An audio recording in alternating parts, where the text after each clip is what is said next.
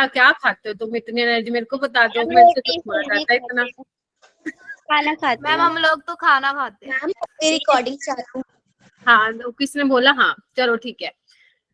अच्छा लेक्चर तो मैं स्टार्ट करूंगी, कुछ कुछ अपने पॉइंट्स रह गए थे अल्कोहल फिनोल के, उसको कवर करूंगी। एंड ईथर अपन आज स्टार्ट कर देंगे, और एक क्लास में ही हो जाता है वैसे। ईथर अराउंड 1.5 आवर का लेक्चर होता है, पूरा ईथर बोल रही हूँ, बट क्योंकि इतना टाइम आज मिलेगा नहीं, क्योंकि हमारा अल्कोहल फिनोल वाला भी थोड़ा सा कुछ कुछ पॉइंट्स है जो अभी रहते हैं। गुड इवनिंग रेशम। और कोई बात नहीं, एक और क्लास ले लेंगे, उसमें हम क्वेश्चंस भी लगा लेंगे और ईथर को भी कंप्लीट कर देंगे। लेकिन उससे पहले मुझे आपको कुछ चीजें बतानी है जो आप लोगों के लिए जरूरी है। देखो बच्चे, अभी गुड इवनिंग, गुड इवनिंग सबको देख रही हूँ मैं, कौन कौन क्लास में आ रहा है सबको देख रही हूँ, मेरी नजर सबके ऊपर है। ठीक है, जितने भी 63 स्टूडेंट ज्वाइन किए हैं आप लोग यहाँ पे ज्वाइन करें, साथ में रिपोर्ट खुलेगी कौन कौन ज्वाइन कर रहा है, तो कोई दिक्कत नहीं, आराम से आओ मस्त मजे से। अच्छा अभी सुन, हाँ साइमा बोलो।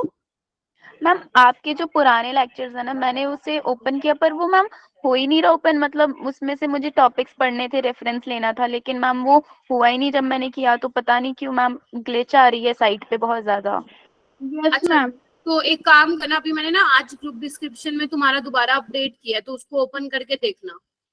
Okay ma'am, thank you ma'am. ठीक है, अगर फिर भी ना हो तो मुझे पर्सनली मैसेज कर देना।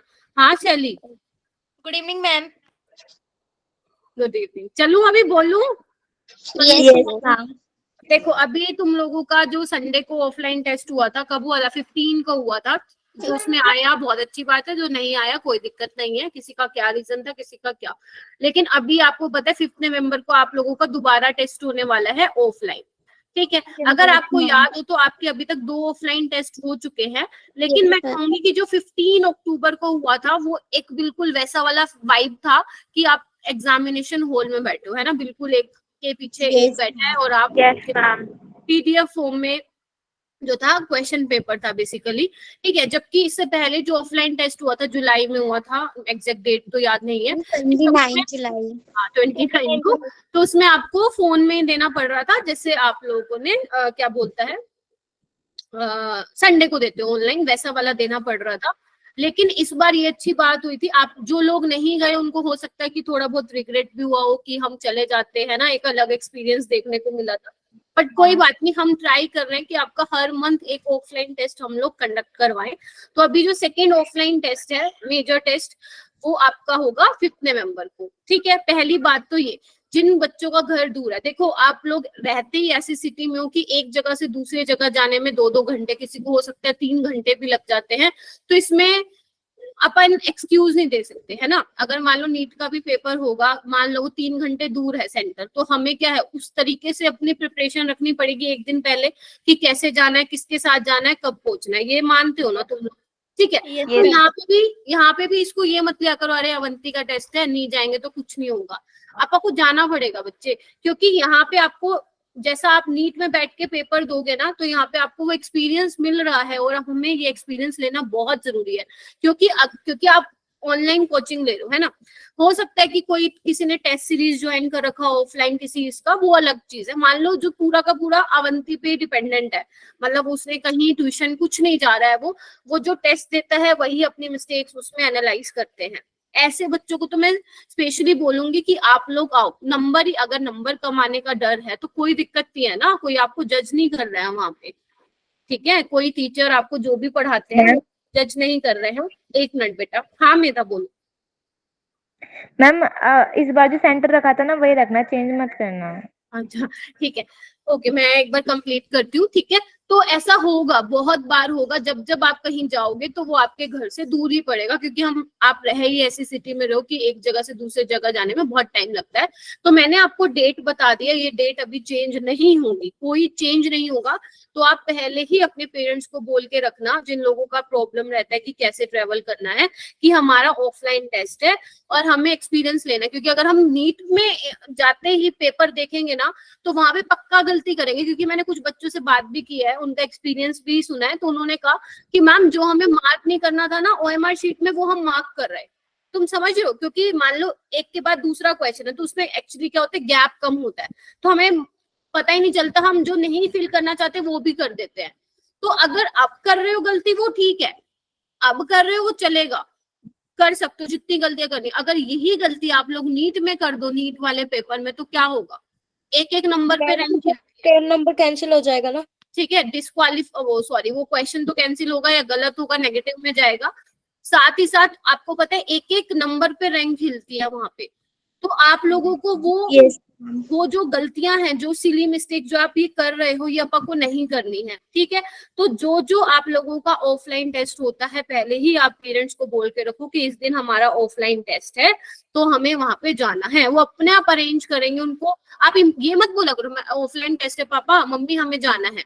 उनको इसकी इंपॉर्टेंस बताया करो। मैं भी आ रही हूँ बेटा, जिन्होंने भी हैंड रेज किया है, आप उनकी इंपॉर्टेंस बताओ कि ये क्यों जरूरी है हमारे लिए, ठीक है।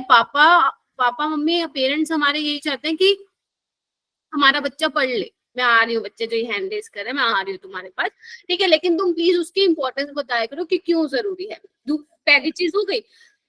अरे हाँ शैली तुम बोलो। मैम हम ये पूछ रहे थे, जो ये अभी 5 नवंबर वाला मेजर टेस्ट होगा, तो मैम वो मोबाइल के वैसे होगा या फिर ओएमआर सीट पे होगा? OMR पे जैसे अभी हुआ था। हाँ अर्पिता तुम बोलो। मैम ये चेक होके हमें कब मिलेगा? चेक होके उसी टाइम ही मिल जाता है, जैसे अभी जो बच्चे गए थे उसी टाइम ही चेक हो गया था। उसी की बेसिस पे तो तुम लोगों को मॉड्यूल डिस्ट्रीब्यूट हुए थे। और अभी भी जैसे मेरे पास पूरी लिस्ट आ चुकी है कि क्या क्या स्कोर था बच्चों का, वो मैं भेज दूंगी आज या कल मॉर्निंग में, ठीक है। उसकी तुम टेंशन ना लो, टेस्ट तो डेफिनेटली चेक होगा, क्योंकि हमें जानना है कि कितना बच्चा, कौन सा स्टूडेंट कितना स्कोर कर रहा है, ठीक है। अच्छा दूसरी चीज, अब आपका मान लो 1 महीने में ऑफलाइन टेस्ट हो रहा है, लेकिन अब हमें क्या करना है, अभी आपको पता है नीट में ज्यादा टाइम नहीं है, दिसंबर में आपके प्री बोर्ड स्टार्ट हो जाएंगे, फेब में आपके बोर्ड्स हैं, तो आप लोग पूरा अपने बोर्ड्स पे फोकस करने वाले हैं, राइट ना, ठीक है। तो आप लोगों के पास अगर मैं बात करूं तो 3 महीने रह गए हैं देखा जाए तो पूरे, ठीक है। तो ऐसे केस में क्या करना है, अवंती में जो हर संडे टेस्ट होता है वो ऑनलाइन टेस्ट होता है, राइट। वहां पे आपको OMR शीट का एक्सपीरियंस नहीं मिल रहा है, वो ऑफलाइन टेस्ट में होगा, इसलिए जरूरी है देना। दूसरी चीज, हमें घर पे भी प्रैक्टिस करनी है। मैं आपको OMR शीट की PDF प्रोवाइड कर दूंगी, आप उसका प्रिंट निकलवा लेना, 10-15 OMR शीट निकलवा लेना, ठीक है। उसके बाद जो भी आप ऑनलाइन टेस्ट देते हो, मैंने बहुत बच्चों से सुना वो ऑनलाइन टेस्ट देते हैं क्योंकि बहुत ज्यादा अवेलेबल होते हैं साइट पे।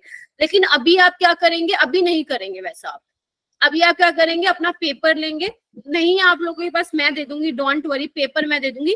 लेकिन आप ट्राई कीजिए, सपोज मैंने केमिस्ट्री का टेस्ट ले रही हूँ, आप लोगों का 20 क्वेश्चन दिया मैंने किसी चैप्टर से, तो वो आप अपने उस पे नहीं लिखेंगे, पेज पे नहीं लिख के देंगे मेरे को ABCD, आप OMR पे सर्कल करके देंगे, समझ रहे हो। इससे क्या होगा ना, जब तक नीट के पेपर में बैठोगे ना, आप लोगों की बहुत अच्छी, बोलते हैं ना, हैबिट बन जाएगी कि कैसे OMR शीट को यूज करना है। आप लोगों के लिए बोलती हूँ, ठीक है। अभी के लिए इतना ही मैं आप लोगों को बता रही हूँ। अभी ये स्ट्रेटेजी जो भी मैंने चीजें बताई हैं उनको फॉलो करो, जैसे जैसे टाइम बढ़ेगा मैं और चीजें इसमें ऐड करती जाऊंगी, ठीक है। हाँ जी मैम पता है प्रॉब्लम है, हम लोग यूज टू नहीं है ना उस ट्रेंड से जो पेपर में आता है, और फिर हम लोग मैम कुछ भी हड़बड़ी में इधर उधर कर देते हैं। मैम ये मेरे साथ बहुत होता है। हाँ, तो वही मैं बोल रही हूँ, जितना आप OMR शीट को यूज करेंगे तो आप नीट तक तो बहुत ज्यादा यूज टू हो जाओगे, जैसे अभी साइमा ने बोला है। तभी मैं बोल रही हूँ कि आपको ये घर पे तो करना ही करना है।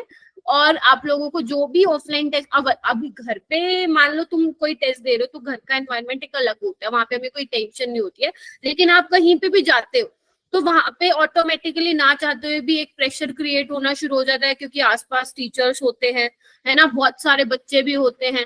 तो वो डिस्ट्रैक्शन फेस करना, वो प्रेशर को झेलना, वो 3 घंटे का प्रेशर आपने झेल लिया ना तो आप निकल जाओगे, सच्ची बता रही हूँ। और ट्राई करा करो, अगर मान लो आप घर पे भी OMR शीट को यूज करके, हाय तो यार, घर में भी OMR शीट को यूज कर रहे हो वाइल गिविंग एनी टेस्ट, ठीक है, तो आप ना टाइम ले लो वहां पे 2 से 5 पीस। अगर मान लो कोई फुल सिलेबस टेस्ट है, तो ये वाला टाइम क्यों बोल रही हूँ, क्योंकि ये आपका नीट का टाइमिंग है, पता है ना। यस क्योंकि जनरली इस टाइम पे क्या होता है ना, हम खाना खा के ना बहुत ज्यादा लेजी हो जाते हैं, नींद आने को होती है। यस मैम, लेजीनेस हो जाती है। हाँ, तो यही चीज हमें अभी खत्म करनी है, क्योंकि आप लोग अभी 12th में आ चुके हो, टाइम थोड़ा सा अपने पास कम है। तो इस टाइमिंग के लिए भी आप क्या हो जाओगे, रेडी हो जाओगे कि हमें भैया 2 बजे देना है नीट में, तो अभी से क्यों ना हम हैबिट बना के चले। समझ रहे हो? ये कुछ चीजें होती हैं जो बहुत जरूरी। अच्छा 2 बजे आप लोग कह रहे हो स्कूल जाते हो, चलो ठीक है, कोई हफ्ते में एक दिन पकड़ लो। मैं ये थोड़ी ना कह रही हूँ कि डेली टेस्ट देना आप लोगों को, छुट्टियां ही तुम लोगों की इतनी हो जाती हैं। मैम और बंटी का भी जो टेस्ट होता है वो भी तो 2 बजे के मतलब 5 बजे के बीच में दे सकते हैं। हाँ ये वाली हैबिट बना लो एक तो। और जैसे बट छुट्टी मैम होती वो है तो मैम दिवाली 2 आवर्स का होता है और मैम उसमें सिर्फ 60 क्वेश्चन ही होते हैं। और मैम जो नीट के लेवल का क्वेश्चन होता है मैम वो 3 आवर का 180 क्वेश्चन होते हैं। मैम वो वाला प्रेशर मैम सच में मैम झेला नहीं चाहता। देखो अभी मेरे से एक स्टूडेंट ने भी क्वेश्चन पूछा था, तो मैं ये बता देती हूँ। अभी सुनो, अभी तुम्हारा 60 क्वेश्चन होते हैं राइट, और 2 आवर का मिलता है तुम्हें टाइम। यस तो तुम्हें 2 घंटे में नहीं खत्म करना है वो, क्योंकि हमारे माइंड में तो क्या है 180 क्वेश्चन आते हैं ना नीट में, तो उसके लिए मुझे सिर्फ 3 घंटे मिल रहे हैं।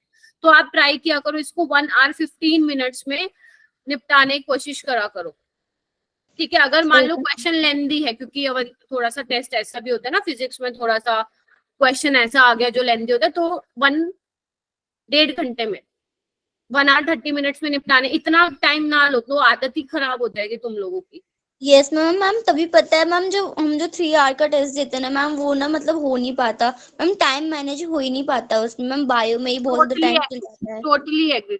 तो इसलिए मैं बोल रही हूँ कुछ मैं भी तुम लोगों को टेस्ट दूंगी, मेरे को बस थोड़े से दिन दे दो, 2-4 दिन दे दो, फिर मैं तुम लोगों के रखूंगी टेस्ट। ग्रुप में आया करेगा वो तुम्हारे कैजुअल ग्रुप में। तभी मैंने आज सभी ग्रुप में लिंक भेज दिया, ताकि जो बच्चे ऐड नहीं है मुझे ये ना बोले कि मैं ऐड नहीं था, क्योंकि प्रैक्टिस सभी को करनी है। ये नहीं कि मेरी क्लास में अभी 70 बच्चे हैं तो उसमें से सिर्फ 5-10 ही करेंगे, तो I will be little bit more strict, ठीक है। मैम इस संडे टेस्ट होगा? नहीं इस संडे नहीं है, तो नहीं है इस संडे टेस्ट, तो मैं अपनी तरफ से कोई कुछ रख लूंगी और आप लोगों को चैप्टर भी बता दूँ। मैम अगर आप इस संडे खुद से टेस्ट रखते हैं ना तो मैम मैम अल्कोहल का मैम रख लीजिए मैम। उससे हमें आइडिया हो जाएगा कि मतलब एमटी में जो आएंगे इस चैप्टर से किस टाइप के क्वेश्चन आएंगे। चलो जी ठीक है। हाँ बोलो। हाँ मैम हाँ हमें कुछ पूछना था मैम, जैसे कि हम मैम पढ़ते तो हैं रेगुलर, पर मैम जो हम पिछला पढ़ते हैं ना तो मैम उसकी रिवीजन नहीं होती। जैसे मैम हमारा हेलो है तो वो बहुत ही वीक हो चुका है, क्योंकि हम रिवाइज नहीं कर पाते, क्योंकि मैम एक्चुअली टाइम मैनेजमेंट नहीं हो पाता रिवीजन के लिए। मैम ये हर सब्जेक्ट पे है मैम। इस चीज के लिए ना अगर तुम चाहते हो मैम एक सेशन रख लो, तो मैं वो भी रख लूंगी। अभी तो हालांकि मेरे को क्लास को आगे मतलब कंटिन्यू करना है, पढ़ाना है। आई नो ये बहुत बच्चों का प्रॉब्लम है, ठीक है। तो इसके लिए एक सोल्यूशन है, मतलब कहीं ना कहीं जीओसी वीक जा रहा है। और रही बात टाइम मैनेजमेंट की, तो मैं इसके लिए एक सेशन रख लूंगी। नहीं तो ग्रुप में एक लंबा चौड़ा वॉइस नोट भेज दूंगी या लिख के भेज दूंगी, या नहीं तो आप मुझे पर्सनली कॉल भी कर सकते हो। मैंने कभी किसी बच्चे को मना मैम नहीं किया। एक्चुअली ना मैम वो मैम आपका नाम क्या है? ज्यादा बच्चों को ये डाउट है कि मैम टाइम मैनेजमेंट का मैम रिवीजन नहीं हो पाता। मैम ये सबका ही होगा। एक सेशन ये बहुत बड़ी Yes, प्रॉब्लम है मैम। क्या बहुत बड़ी प्रॉब्लम है? कोई यस बात नहीं, मैम। प्रॉब्लम को खत्म कर दूंगी। ये हर किसी के साथ है। तो स्कूल Yes. गोइंग स्टूडेंट है ना वो, हर किसी अरे यहाँ पे फालतू बातें नहीं करनी बच्चों, ठीक है। तो कोई बात नहीं, मैं आप लोगों का जो भी ये चीजें हो रही हैं आप लोगों के साथ, जो भी इश्यूज फेस कर रहे हो रिगार्डिंग टाइम मैनेजमेंट और एनीथिंग, ठीक है, मैं ले लूंगी, टेंशन मत लो, ठीक है। मैं बता दूंगी कैसे क्या करना है, किस चीज को करना है, ठीक है। चलो Ma'am, अभी just शुरू last करूँ? thing. हाँ Ma'am, one Yes, last thing I have ma'am. to ask. Ma'am, Yes, somehow we keep up with biology in terms of 11th class, but ma'am, कहीं ना कहीं मतलब we lack in practice sessions of 11th class chemistry. Ma'am basically तो ma'am आपके 11th की chemistry की classes लोगे मतलब रिविजन पर्पस से? ओके इसके लिए मैं तुम लोगों को मैं गुड न्यूज ये देना चाहती हूँ। प्लीज अभी देखो, इतने बच्चों ने पूछ लिया है, अभी देख लो। अरे कुंजन यहाँ पे काम की बात हो रही है, रुको, मैं थोड़ा एक्स्ट्रा ले लूंगी। तुम्हें पता तो है ये पूरा 1.25 घंटा तो मैं निकाल लूंगी अपना। yes. तो तुम जाने नहीं हो गया, 7 महीने हो गए पढ़ते पढ़ते मुझसे। अच्छा मैम बता इंजन का आपका पुराना स्टूडेंट है मैम, फिर भी उसे नहीं पता। अरे उसे पता है, वो ऐसे ही बोलता रहता है। चलो नहीं जानते। अब मेरी बात ना सुनो ध्यान से। अभी तुम लोगों का नवंबर में कंप्लीट हो जाएगा 12th का सिलेबस, क्योंकि अपन को और चैप्टर तो करने नहीं, वो डिलीट हो चुके हैं। तो अपन थोड़े से बोलते हैं एक अच्छे स्टेज पे है इस टाइम पे। तो नवंबर में मैं 12th का सिलेबस खत्म करा दूंगी। दिसंबर में मुझे सिर्फ 8 दिन मिलेंगे। 8 दिन मैं टोटल मिला के बोलूं, क्योंकि उसके बाद आपके प्री बोर्ड स्टार्ट हो जाते हैं, तो आप लोग जनरली नहीं क्लासेस अटेंड करते और ना ही टीचर्स लेते हैं, सिर्फ आपका रिवीजन क्लास लेते हैं। तो उस 8 दिन मैं सिर्फ 12th कराऊंगी, ये सोच के कि आप लोगों के बोर्ड्स हैं, और ये भी सोच के कि नीट का भी प्रिपेयर हो जाएगा। खत्म। फिर आप बोर्ड्स देने चले जाओगे, फिर आएगा अपने पास एक जनवरी पूरा रह जाएगा कंप्लीट, है ना। जनवरी में कोई ना तो छुट्टी आती है ना, और ना ही आप लोगों का कोई पेपर वेपर है, ठीक है। मैम आती है मैम, विंटर वेकेशन होता है और मैम उसमें ना एक्स्ट्रा क्लासेस लगती है हम लोगों की। एंड मैम अवंती में ऑफ नहीं होता है मैम प्रैक्टिकल एग्जाम भी है। प्रैक्टिकल कोई बात एग्जाम फाइनल, कोई बात नहीं, दे दो। मेरा कहने का मतलब है अवंती में क्लासेस चलेंगी, ठीक है। उसके बाद हाँ बोलो बोलो जल्दी। अभी तो दिवाली आएगी ना, सब पॉल्यूशन भी तो होगा, 1 हफ्ते की तो छुट्टी मिलेगी। अरे तो अवंती में हमारे नहीं, यहाँ छुट्टी नहीं मिलेगी, ठीक है। अरे मैं बता रही हूँ बच्चों, तो उस जनवरी में जो भी मुझे ये वाला टाइम मिलेगा, इसमें मैं 11th कराऊंगी, सिर्फ और सिर्फ 11th पे मेरा फोकस रहेगा, समझ रहे हो? एग्जाम मैम तब क्या होगा? तो अरे सुनो तो सही, तुम लोग बड़े टेंशन ले रहे हो। सुनो, 11th कराऊंगी, और 11th में सारे चैप्टर्स तो मुझे पता नहीं हो पाएंगे, तो अपन हाई वेटेज का चैप्टर जो है वो वाले लेंगे, मैक्सिमम करवा दूंगी कंप्लीट। बाकी फिर तुम फैब में बिजी हो जाओगे अपने प्रैक्टिकल्स में, बोर्ड्स में, तब तो क्लासेस भी नहीं लगेंगी। फिर तुम मार्च के एंड में या मार्च के मिड में हमारे पास आओगे दोबारा, तो वहां पे आपका फिर चालू हो जाएगा क्रैश कोर्स, जिसमें आपका 11th और 12th पहले हाई वेटेज वाले चैप्टर्स क्रैश कोर्स में, और फिर उसके बाद जो एक एक क्वेश्चन आते हैं उसमें से। वैसे तो अब केमिस्ट्री में हर एक चैप्टर सुपर डुपर इंपॉर्टेंट है, क्योंकि ऑलरेडी 10 चैप्टर डिलीट हो चुके हैं, तो हम सारे चैप्टर्स को लेंगे। सिर्फ 19 चैप्टर तो हमारे बोर्ड हो रहे होंगे मैम 11th के तो 9 चैप्टर है बस, ठीक है। 12th के 10 चैप्टर। इसमें बोर्ड अरे मार्च में खत्म भी तो हो जाएंगे तुम लोगों के बोर्ड्स, ठीक है। चलो आ जाओ, कर दूं अभी रेस, ठीक है। उसके बाद हाँ, आप मुझे प्लीज पर्सनली टेक्स्ट कर लिया करो थोड़ा सा। अभी क्लास स्टार्ट करते हैं बच्चों, है ना। ऑलरेडी 8:53 हो गई है ना, करें स्टार्ट? Yes ma'am. ओके, एक बार लास्ट में देख लो मैंने क्या किसमें छोड़ा था। लास्ट में बेसिकली जो हमारी कब थी क्लास, सैटरडे को थी ना, या फ्राइडे को, जब भी थी, हाँ फ्राइडे को थी, सैटरडे को तो रिवीजन क्लास थी। तो बेसिकली संडे को तो हुई थी क्लास, नहीं अपनी कहाँ हुई थी। तो बेसिकली मैंने प्रॉपर्टीज ऑफ फिनोल करा। अभी शांति से बैठ जो, 74 स्टूडेंट्स यहाँ पे ज्वाइन कर लिए हैं, ठीक है। तो बेसिकली क्या बोल रही हूँ मैं, प्रॉपर्टीज ऑफ फिनोल स्टार्ट किए थे। उसमें क्या क्या इंपॉर्टेंट था याद करो। जब हम फिनोल की रिएक्शन ब्रोमीन वाटर के साथ करा रहे थे, तो ट्राइब्रोमोफिनोल बन रहा था, व्हाइट पीपीटी।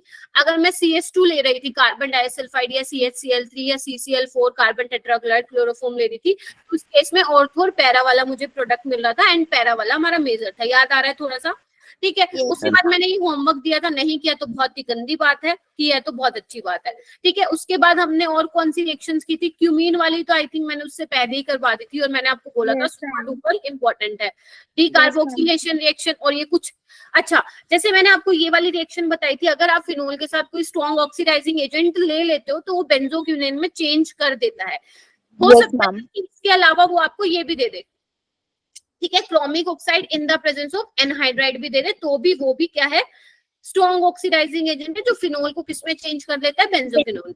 हालांकि मैंने ये बताया नहीं था, बट आप लोग अपनी एनसीईआरटी पढ़ते या कोई और बुक पढ़ते तो वहां पे लिखा होता, आपको मिल जाता।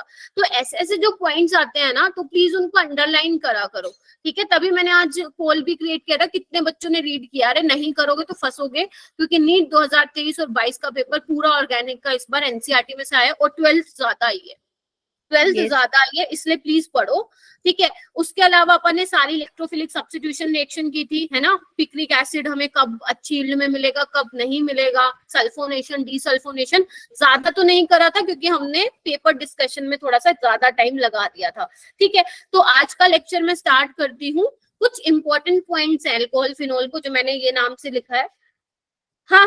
हाँ बेटा, अगर फिनोल को डायरेक्ट बेंजीन में चेंज करना है तो आप जिंक ले सकते हो, ठीक है, ले सकते हो डायरेक्ट, आपको बेंजीन मिल जाएगा फिनोल से, और zinc oxide as a by product बाहर निकल जाएगा, ठीक है। उसके बाद हम आगे चलते हैं। मैंने कहा था कुछ आपकी रिएक्शंस रह गई हैं, याद करो, बताया था। फिर उसके बाद हम चलते हैं। तो आपकी Yes. फोर्थ रिएक्शन है, एक बार देख लेना फोर्थ ही है, नहीं तो कोई दिक्कत नहीं है। यहाँ पे लिखो बच्चों फ्रीडल क्राफ्ट एल्काइलेशन, लिखो फ्रीडल क्राफ्ट एल्काइलेशन। आराम आराम से पढ़ेंगे, कोई टेंशन नहीं है। आज का दिन और इससे एक अगला दिन कंप्लीट करवा दूंगी, आई प्रॉमिस। बेशक मुझे आधा घंटा एक्स्ट्रा, आपने तो कहा था देता नहीं है फ्रीडल क्राफ्ट वाला रिएक्शन जो तभी तो बता रही हूँ, तभी बता रही हूँ। ये नहीं बोला था देता नहीं है, ये नहीं बोला था। क्या बोला था अभी सुनो।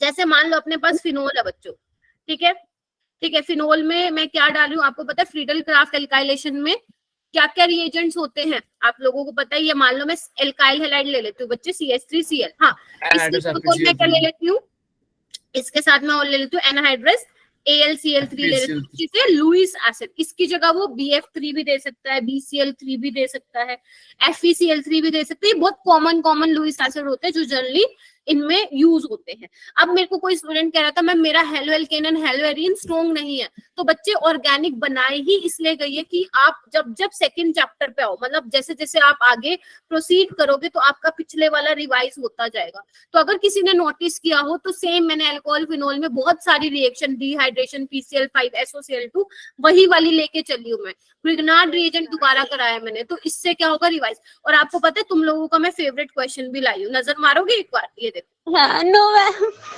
लेकिन इसको हमने अभी नहीं करना, अभी इथर जब पूरा कंप्लीट हो जाएगा मैं तब आप लोग इसको अटेम्प्ट करेंगे, ठीक है, हो जाएगा।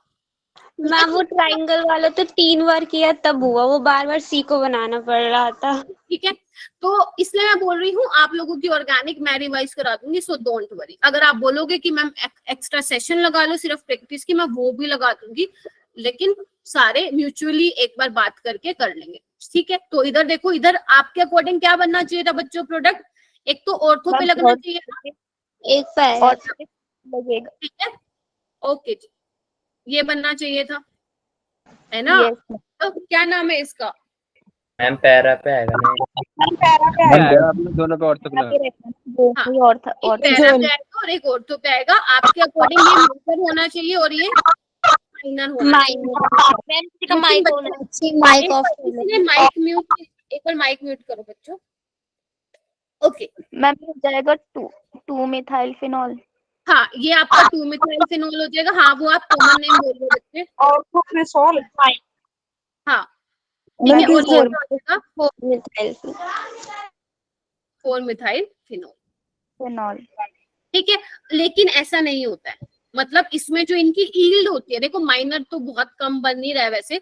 अगर मैं बात करूं पैरा की भी बात करूं तो उसकी ईल्ड बहुत ही कम आती है। अब सुनो इसका रीजन क्या होता है, ठीक है, इधर इधर देखो रीजन क्या होता है। मैम आप जितनी भी इलेक्ट्रोफिलिक एरोमेटिक सब्स्टिट्यूशन रिएक्शन करा के आए उसमें तो अपन ने यही काम किया है कि मैम ये तो ऑर्थो पैरा डायरेक्टिंग है ना, तो इनकमिंग जो इलेक्ट्रोफाइल आएगा वो तो ऑर्थो या पैरा पे आएगा। लेकिन बच्चों इनमें क्या होती है, जितनी ये बहुत अच्छा तरीका नहीं होता है इनको बनाने का। रीजन इसके पीछे ये है कि जो आपका फिनोल है, क्योंकि ऑक्सीजन के पास लोन पेयर है बच्चों, और इधर देखो, इधर नजर मारो, इसके पास क्या है, वैकेंट पी और वाइटल है, क्योंकि लुईस एसिड है, है। तो इससे पहले कि CH3 आके इस पर अटैक करे, ये क्या करता है, ये क्या करता है, लोन पेयर, हाँ, इसके पास क्या दे देता है, लोन पेयर इसकी वैकेंट पी और वाइटल में दे देता है। मैं ये मना नहीं कर रही हूँ कि डीलोकलाइजेशन नहीं करेगा, ठीक है, लेकिन ये वाला काम जो है वो जल्दी करेगा। क्या, AlCl3 लुईस एसिड है, इलेक्ट्रॉन की कमी है, वो इलेक्ट्रॉन दे रहा है, तो बेसिकली एक कोऑर्डिनेट कॉम्प्लेक्स बन जाता है। देख पा रहे हो, देखो इस तरीके से,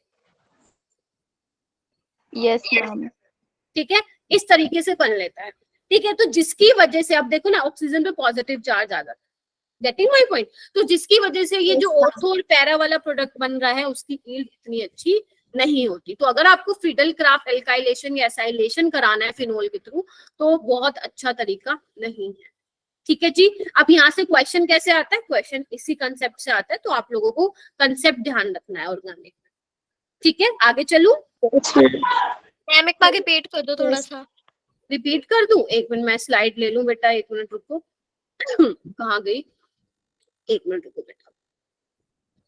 हाँ, तो मैं क्या बोल रही हूँ, मैंने ये बोला अगर आप फिनोल के साथ रिएक्शन करा रहे हैं, फ्रीडल क्राफ्ट एल्काइलेशन करा रहे हैं, तो ऑर्थो और पैरा की जो ईल्ड होती है वो अच्छी नहीं होती, ठीक है, अगर आप चाहते हो कि इनकी हाई यील्ड मिले, वो नहीं मिल पाती है। रीजन इसके पीछे ये है कि ऑक्सीजन जो है एल्यूमिनियम के साथ कोऑर्डिनेट कॉम्प्लेक्स बना लेता है, जिसकी वजह से ऑक्सीजन पे पॉजिटिव चार्ज आ जाता है।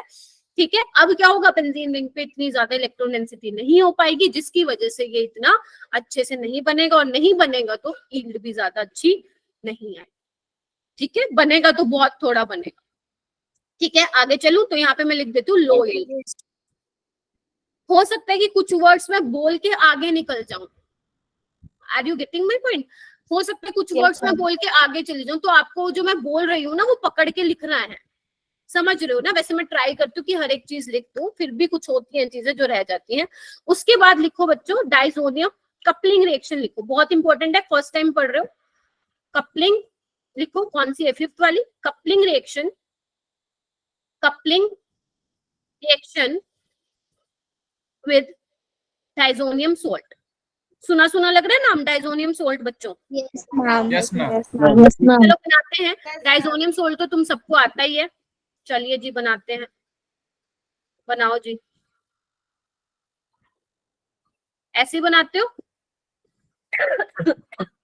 बनाते हो तो नहीं बनाते हो? ठीक है। उसके बाद यहाँ पे क्या लेना है आपको? फिनोल लेना है बच्चों। क्या लेना है? फिनोल। टीचर ठीक है, अब यहाँ से देखो क्या होगा, इन द प्रेजेंस ऑफ, क्या बोल रहे हो बच्चे? In the presence of NaOH। ठीक है, इधर देखो यहाँ होता क्या है, इधर देखो, यहाँ से HCl निकल जाता है बच्चे, HCl निकल जाता है। हाँ, यहाँ पे जो pH होती है, ये क्वेश्चन एक बार नीट में आया, जो इसकी pH होती है वो 9 to 10 होती है। वीकली एल्कलाइन, जैसे आपने NaOH बोला है, वो बहुत स्ट्रॉन्ग बेस है। ठीक है, थोड़ा कम बेसिक मीडियम रखना है आप लोगों को। ठीक है, pH ध्यान रखना है, 9 to 10 रहती है इसमें। एक बार क्वेश्चन आया हुआ डायरेक्ट। ठीक है बच्चे, रेशम। चलिए, तो यहाँ से जब HCl निकल जाता है तो फाइनल आपको देखो क्या मिलता है, फाइनल आपको मिलता है एजोडाइन। एजोडाइन आप YouTube पे सर्च करोगे ना, आपके पास पूरा प्रैक्टिकल आ जाएगा इसका। कभी मुझे कहोगे तो मैं भी बता दूंगी आप लोगों को। बहुत ही सुंदर कलर की रेड ऑरेंज ब्राउन डाई बनती है इसकी।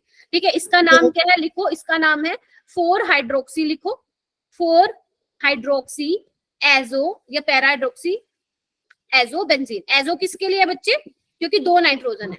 ठीक है, एजो हो रहा है। ठीक है, और क्या कलर होता है इसका? रेड ऑरेंज कलर होता है। क्या कलर होता है? Red orange. चीज नोटिस की होगी कि अल्कोहल ये टेस्ट नहीं दे रहा था, याद करो। अल्कोहल ये टेस्ट नहीं दे रहा, क्यों नहीं दे रहा था?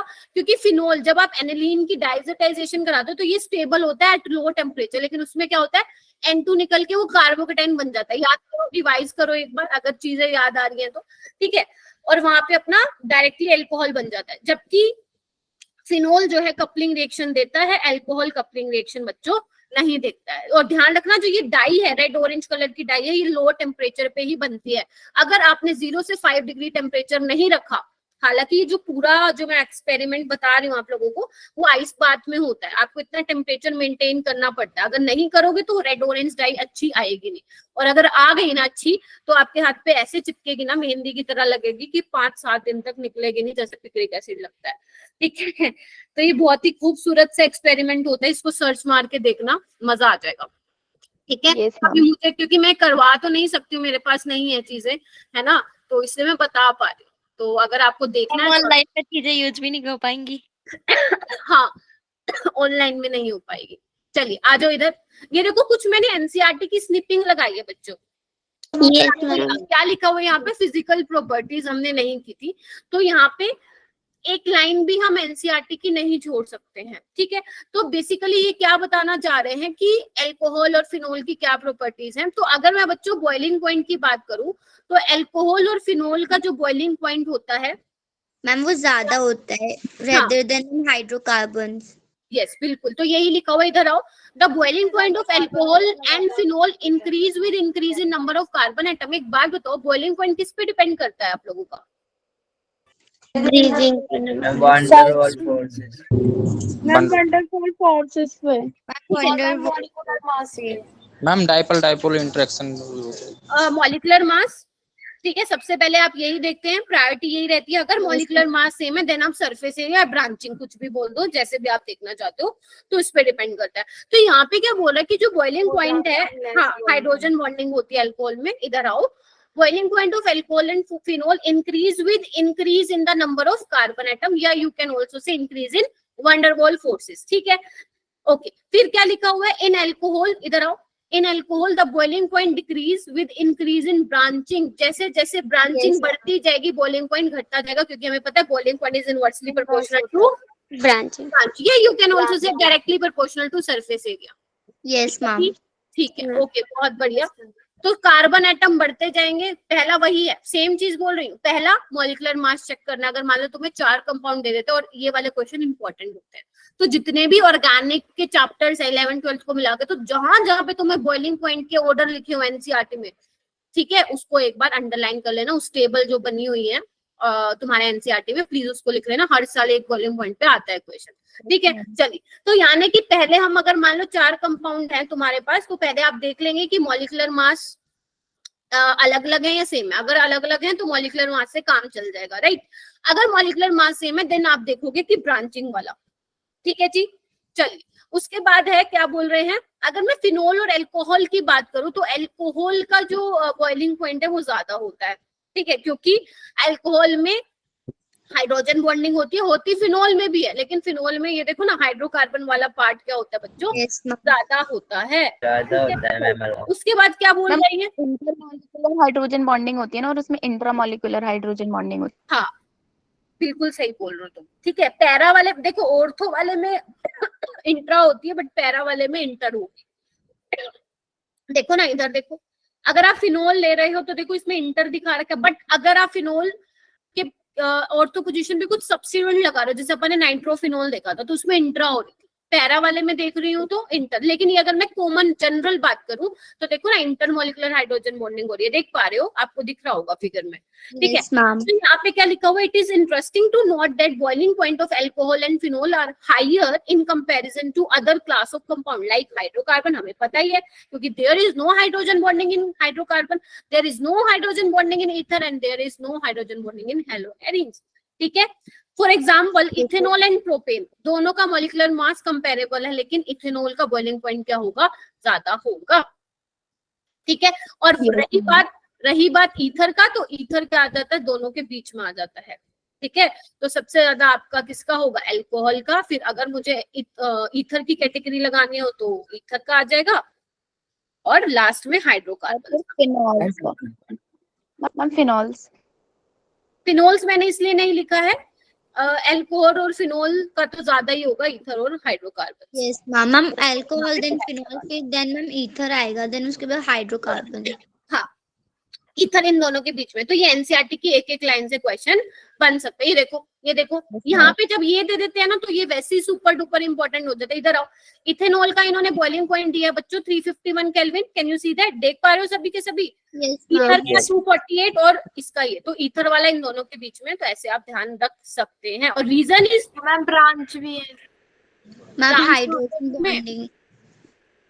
ब्रांच कहाँ पे देख रहे हो बच्चों, आपको कंपेयर करना है। अभी फिलहाल यहाँ पे ब्रांचिंग वाला कोई सीन नहीं है कंपेयर, आपके फंक्शनल ग्रुप ही अलग अलग है, राइट, तो आप उससे कंपेयर करो। हाइड्रोकार्बन दिखा रहा है, हाँ ठीक है, हाँ वो दिखा रहा है अच्छे से, सी और एच बॉन्ड को खुला करके, ओपन करके, ठीक है। और रीजन आपको पता ही है अल्कोहल का, due to intermolecular hydrogen bonding in them which is lacking in ethers and hydrocarbon, getting ना।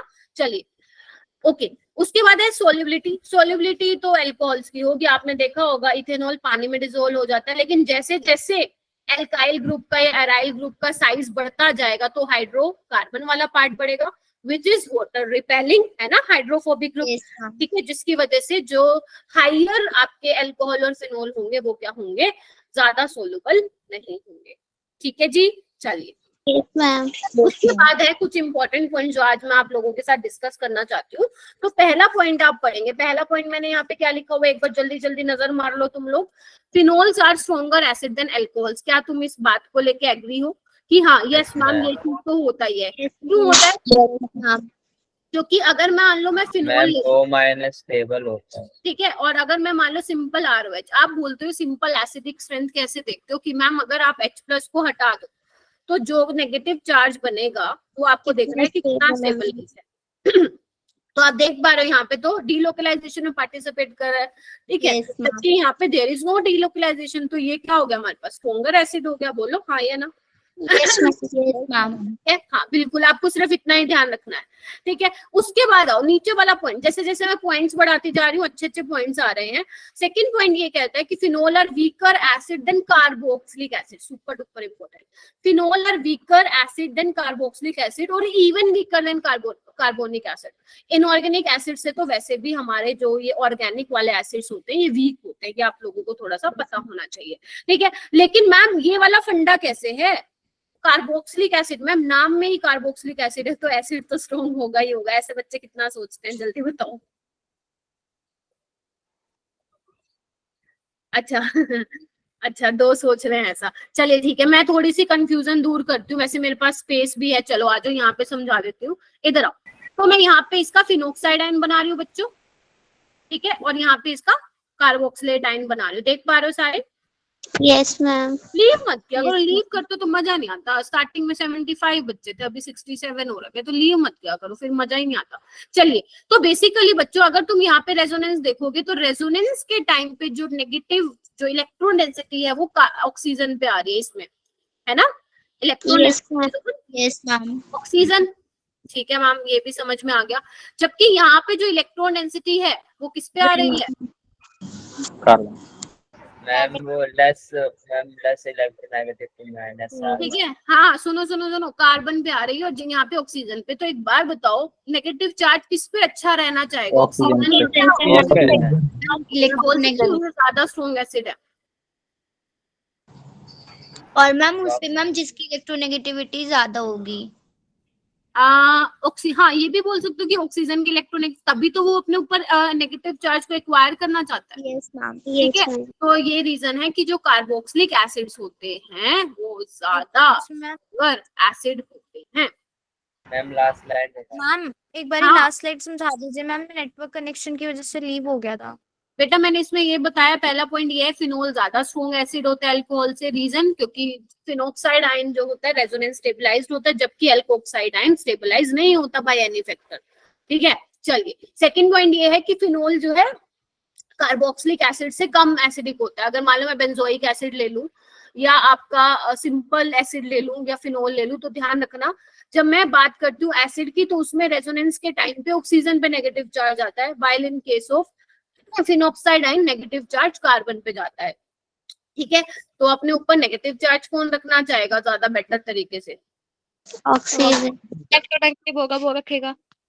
हाँ, जो इलेक्ट्रोनेगेटिव होगा वो रखेगा। ठीक है जी, तो आप लोगों को पता चल गया। नेक्स्ट आओ, अगर मैं बात करूं मान लो फिनोल के ऊपर, मान लो फिनोल है क्योंकि हम फिनोल के बारे में डिस्कस करने वाले हैं यहाँ पे चीजें, तो अगर मान लो मैं फिनोल पे कुछ कुछ सब्स्टिट्यूएंट्स लगा दूं उसके ऑर्थो और पैरा पोजीशन पे, तो उसकी एसिडिटी किस तरीके से इफेक्ट होगी? आपकी एनसीईआरटी में ना कुछ भी नहीं दे रखा इससे रिलेटेड, सिर्फ एक टेबल बना रखी है और उसके साथ उसकी पीके की वैल्यू बोल सकते हैं ना कि जो भी उसके ऊपर अगर इलेक्ट्रॉन होगा तो एसिडिटी बढ़ जाएगी, और अगर वो कंपाउंड होगा वो इलेक्ट्रॉन डोनेटिंग होगा तो कम हो जाएगी।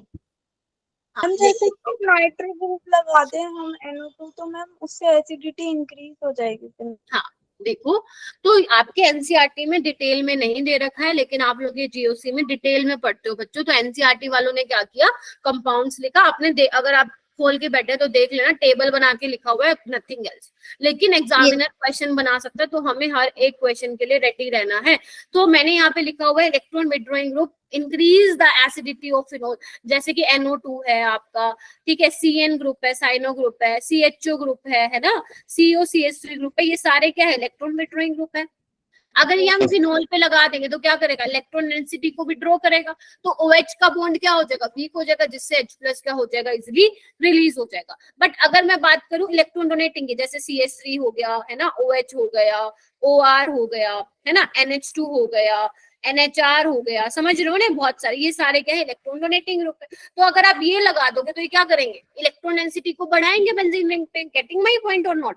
तो OH का बॉन्ड जो है वो स्ट्रॉन्ग हो जाएगा, वीक होने के बजाय स्ट्रॉन्ग हो जाएगा, जिसकी वजह से H+ इजिली रिलीज नहीं हो पाएगा। ये सब आप कहाँ पढ़ते हो, जीओसी में। लेकिन एक बार आप लोगों का रिवाइज हो जाए तो मैं आप लोगों के लिए कुछ क्वेश्चंस लाई हूँ। Are you ready? चलिए आइए। ओके तो there are total I think 10 questions है। चलो करते हैं। फर्स्ट वाला मैं करवाती हूँ, बाकी वाला तुम करना। कैसे मैं अप्रोच कर रही हूँ ऐसे वाले क्वेश्चन को देखते हैं, ठीक है। ऐसा क्वेश्चन फिक्स होता है, लिख लो कहीं पे। 2024 में एक क्वेश्चन जरूर आएगा जो कि एसिडिक स्ट्रेंथ पे बेस्ड होगा। तो सबसे पहला है, आपको देखो मैंने सारे नाइट्रोफिनोल दे रखे हैं बच्चों, तो ए बी सी आपको ऑर्डर लगाना है, आपको बताना नहीं है सबसे ज्यादा कौन सा, आपको ऑर्डर लगाना है सारों में, ठीक है। तो यहाँ पे और तो है, मेटा है, फिर पैरा है। इधर आओ, अगर मैं बात करूं मेटा की, तो ये सिर्फ क्या लगाएगा बच्चों, जल्दी बताओ। प्लस आई, आई तो बोलेंगे माइनस आई माइनस आई लगाएगा, कहाँ ध्यान है। और पैरा वाला माइनस आई भी लगाएगा और माइनस एम भी, ये भी माइनस आई लगाएगा, माइनस एम भी। अगर जिसको ऑर्डर पता लगाओ, सी ए बी, क्या आप बोल रहे हो सारे, ठीक है।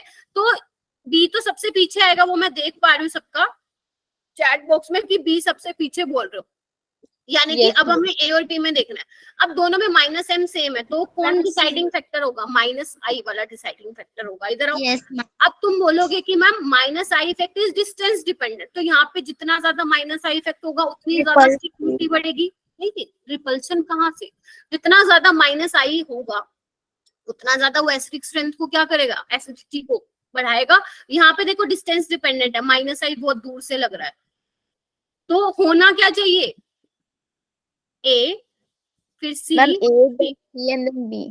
लेकिन क्या ये ऑर्डर ठीक है, नहीं मैम ये ठीक नहीं है, ठीक है। ऑर्डर करेक्ट वही है जो आप लोगों ने बोला है। अब ध्यान से सुनना, क्या आप लोगों ने भी वही अप्रोच से क्वेश्चन को सॉल्व किया था जैसे अभी मैं बताने वाली हूँ, क्योंकि यहाँ पे क्या प्रेजेंट है बच्चों, जल्दी बताओ कौन बताएगा। Ma'am electron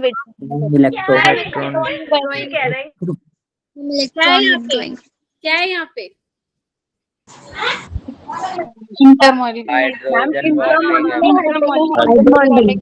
yes intra H bonding लिख रही हूँ, मेरे पास जगह कम है, ठीक है। तो जिसकी वजह से क्या होगा, एच तो इसके साथ बिजी हो गया, गेटिंग माय पॉइंट और नोट। होना तो इसका चाहिए, होना तो ऑर्थो वाले का चाहिए, लेकिन एच तो बिजी हो गया ना इसके साथ, वो बिजी हो गया तो फिर कैसे निकलेगा। तो इस वजह से जो इसका ऑर्डर आएगा वो सी वाले का सबसे ज्यादा, देन ए वाले का और देन डी वाले का, ठीक है। अच्छा इसमें एक और चीज इंपॉर्टेंट बात ये भी थी बच्चों, इधर आओ। ये वाला जो मैं एक बार मैं आ रही हूँ उस क्वेश्चन पे, एक बार ये ध्यान रखना कि जो फिनोल है, इधर आओ, जो फिनोल है वो सोडियम बाइकार्बोनेट टेस्ट नहीं देता क्योंकि अच्छा एसिड नहीं है, जबकि ये सोडियम बाइकार्बोनेट टेस्ट दे देता। हो सकता है बहुत बच्चों को पता भी हो, CO2 निकलती है, तो ये ध्यान रखिए। हाँ एक बार दोबारा बता दे। पैरा नाइट्रोफिनॉल देगा ना मैम, हाँ पैरा वाला देगा, हाँ कि मैम ऑर्थो और पैराक्रिसोल जो होते हैं मैम, उनकी तो मैम सेम ही वैल्यू होती है ना, लेकिन मैम ये जो मेटाक्रिसोल होती है मैम, इसकी कम वैल्यू की होती है मैम एसिडिक स्ट्रेंथ। ये वाला पूछ रहे हो क्वेश्चन मैम? ये वाले नहीं, मतलब मैम रेटेड है लाइक मैम। नहीं मेटा की कम नहीं, ज्यादा होनी चाहिए। मैंने एक क्वेश्चन डाला है वैसा, ये डाला हुआ, इसमें मैं कराऊंगी आपको, ओके ठीक है। इसमें मैं लाई हुई क्रिसोल वाले क्वेश्चन। इधर आओ, आपको पता चल जाएगा धीरे धीरे क्या बोल रही हूँ, ठीक है। इसमें देखो, इसमें क्या होगी एसिडिक स्ट्रेंथ, इसको मैं नाम दे दूं ABC करके। अब जल्दी बताओ, ये वाला सबसे ज्यादा होगा बी वाला, क्योंकि 3 नाइट्रो लगे हुए, फिर ए वाला सी वाला, इसमें कुछ सोचने का जरूरत वाला। हाँ जी बेटा, BAC, ठीक है। और ये बहुत ज्यादा स्ट्रॉन्ग एसिड होता है। अगर मैं इसकी पीके बताऊं तो 0.1 समथिंग होती है, एग्जैक्ट तो मुझे डेटा नहीं पता है, बट हाँ 0.1 समथिंग होती है, बहुत ज्यादा कम होती है। ये वाला क्वेश्चन आओ। हाँ शैली मैम लास्ट वाले में हमने वो नाइट्रो ग्रुप देखा था ना, जिसमें ज्यादा थे, उसका ही फर्स्ट ऑर्डर माना जाएगा। हाँ पिक्निक एसिड बोलते हैं इसको, यस मैम। ठीक है। लाल, थोड़ी लाल कह रही हूँ, येलो कलर का होता है मोटा, ठीक है। चलिए ये वाला क्वेश्चन करो। OHCH3 क्या लगा हुआ है ऑर्थो पोजीशन पे, CH3 फिर मेटा वाला और फिर आपका पैरा वाला। मेटा वाला तो लास्ट में ही होगा मैम, बी वाला। ओके बाकी करो, मैं बताती हूँ इसका आंसर से।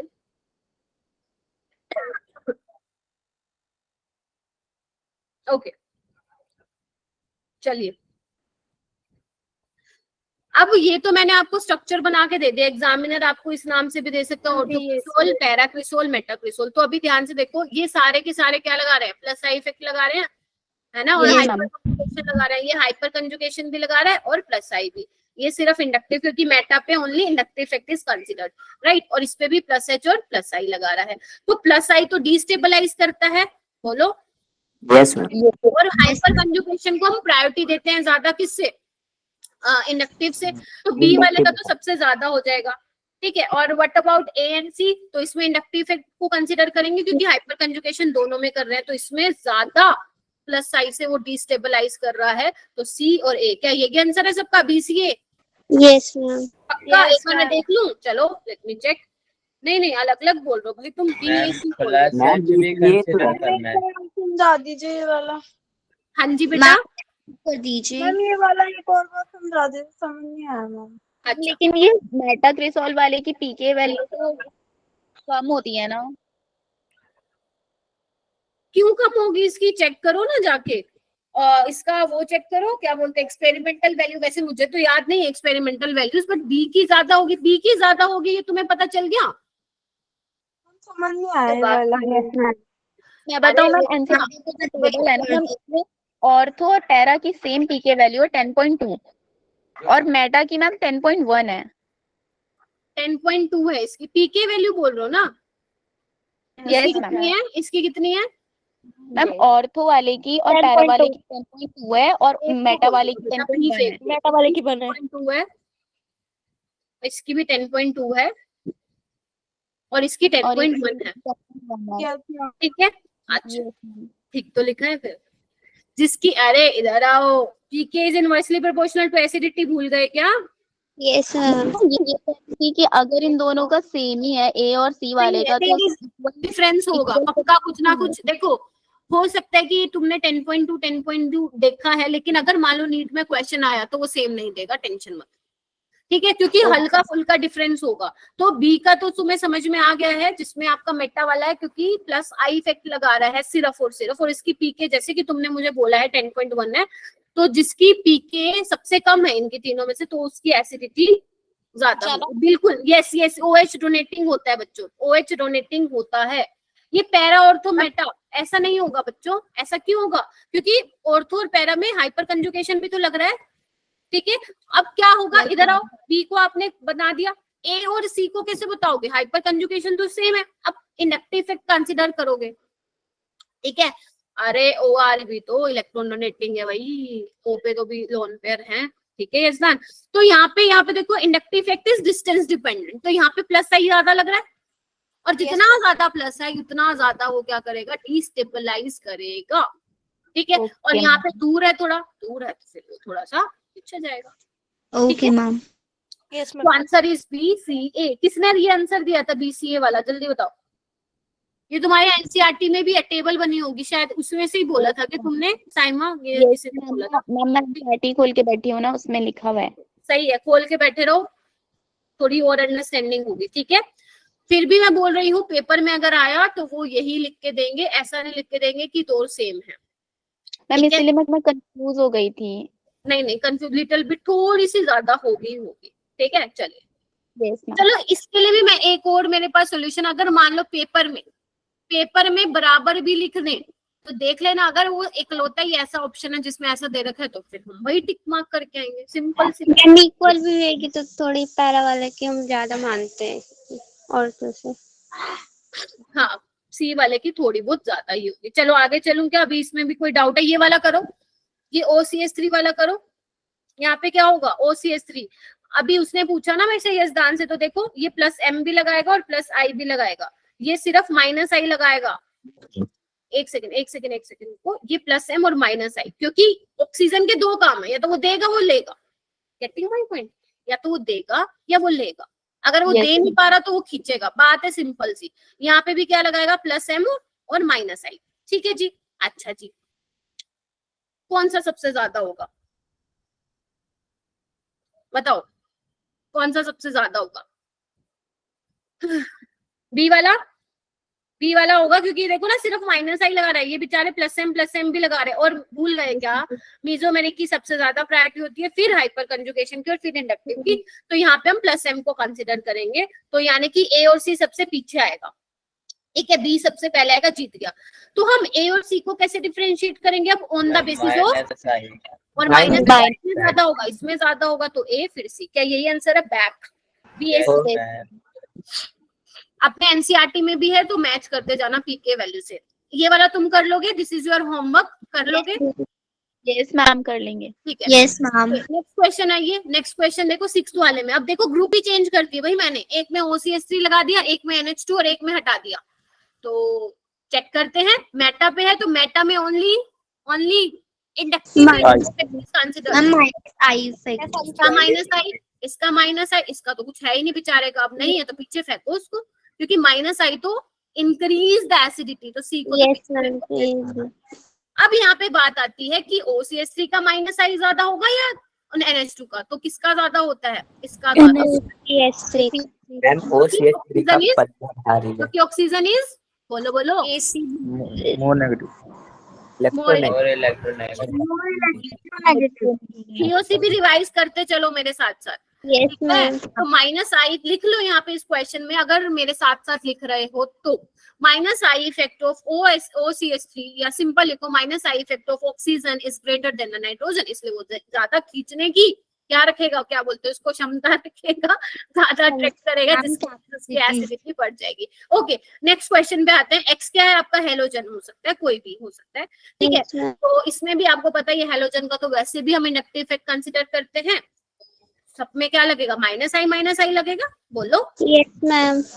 यस तो मैम। देख लो, सबसे कम माइनस आई इसमें लग रहा है, डिस्टेंस डिपेंडेंट है तो सबसे ज्यादा ये वाला हो जाएगा, फिर ये वाला और फिर ये वाला। ये डिपेंडेंसी। Yes ma'am. राजी चलो। Yes ma'am. ओके, यहाँ पे आओ, यहाँ पे आएगी थोड़ी एक्सेप्शन भाई, यहाँ पे आएगी थोड़ी एक्सेप्शन। आ जाओ जी।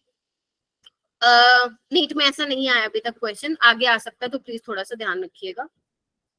ओके, एक मिनट रुको, मैसेज आएगा। हाँ, तो यहाँ पे आपको देखो ना, क्लोरीन लगा रखा है, ब्रोमीन लगा रखा है, आयोडीन एंड फ्लोरीन लगाया हुआ है। ठीक है बच्चों, तो इसका पहले मैं ऑर्डर लिख देती हूँ, फिर आपको समझाती हूँ। इसका जो ऑर्डर होता है वो ये होता है। मैम वो CABD होगा। आपके अकॉर्डिंग बी वाले का ज्यादा होना चाहिए, because chlorine is more electronegative than chlorine, bromine and iodine. लेकिन होता ही होता है। रीजन आप बुक्स में देखोगे, जो कि मैं सेटिस्फाई नहीं हूँ उस रीजन से, बट क्या करे, रीजन दे रखा है तो दे रखा है। मैम क्लोरीन का ज्यादा है। क्लोरीन का सबसे कम है एसिडिक स्ट्रेंथ, और क्लोरोफिनोल का सबसे कम है। अरे ये इसको छोड़ो, नोट को छोड़ो, नोट को मैं बाद में बताऊंगी। ठीक है, मैं बोल रही हूँ ऑर्थोफ्लोरोफिनोल, ये किसका, ये क्या लिखा, डिक्रीजिंग ऑर्डर लगाया ना भैया? हाँ मैम। ठीक है, चलो सुनो अब मेरी बात ध्यान से कि इसकी एसिडिक स्ट्रेंथ कम क्यों होती है। आप बुक्स में देखोगे, एनसीईआरटी में शायद नहीं है ये, हाइड्रोजन बॉन्डिंग हो रही है बिटवीन H एंड F, दिख रहा है, तो जिसकी वजह से H क्या हो गया, बिजी हो गया। लेकिन मैं थोड़ा सा सेटिस्फाई नहीं हूँ इस रीजन से। लेकिन एक्सपेरिमेंट जब किया गया तो देखा गया एक्सपेरिमेंटल वैल्यू, इसकी एसिडिक स्ट्रेंथ कम होती है। ठीक है, पीके ज्यादा होती है। फ्लोरीन का एक्सेप्शन है ना? हाँ, ये फ्लोरीन का है। रीजन मैं क्यों सेटिस्फाई नहीं हूँ, क्योंकि बेटा हाइड्रोजन बॉन्डिंग ना वहां बढ़िया होती है जहाँ पे 6 मेंबर रिंग बन रही होती है।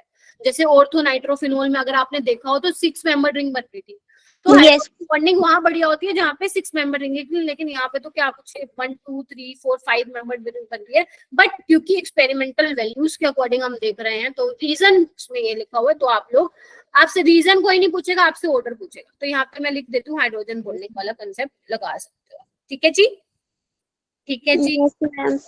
और यहाँ पे क्या लगाओगे, यहाँ पे simple on the basis of minus I effect इनको अरेंज किया है। ठीक है जी, बोलो। Yes ma'am. ओके, नेक्स्ट आओ। ये नोट मैंने स्पेशली यहाँ पे क्यों लिखा है, ध्यान से आओ, इधर आओ। ऑल द हेलोफिनोल, क्या आंसर आया था अभी? हाँ जी, फिर बोलो। ये 20 का लास्ट वाले को क्या आंसर आया था? लास्ट वाले का कौन सा? ये वाला ABC 7th का पूछ रही हो क्या शैली? 8th का पूछ रहे हैं। ABCD। Yes ma'am. ठीक है, अच्छा क्या बोला मैंने ये बोला जितने भी हेलोफिनोल, हेलो बोले तो फ्लोरीन, क्लोरीन, ब्रोमीन, आयोडीन, लेकिन एक्सेप्ट, देखो इधर एक्सेप्ट क्या लिखा है, क्लोरीन पैराफ्लोरोफिनोल। इसमें ऐसी क्या खास बात है, पढ़ते हैं। ऑल द हेलोफिनोल एक्सेप्ट, एक सेकंड रुको, एक बार पढ़ना है इसको।